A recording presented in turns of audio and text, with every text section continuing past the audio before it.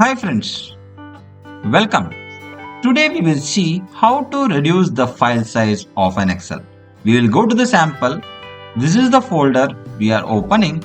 There is one Excel sheet, file 1, type Microsoft Excel worksheet, size is 17,418 KB, right? So just we will open and see what is the data available. So we are having 48,576 records with 2 columns, right?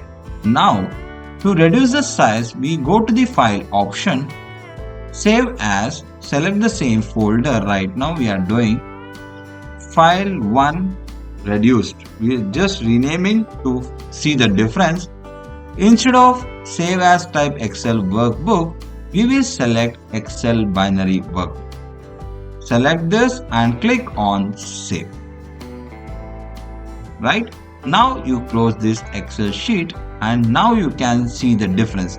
The file 1, which is 17,418 KB, the same file we saved it as Microsoft Excel binary worksheet, which is 9,864 KB. So almost half of this. If we open the sheet and if we see this, we are having 2 columns and with all the data with 10,48,576. This way you can reduce the file size by using Microsoft Excel binary worksheet without losing any data. Thank you.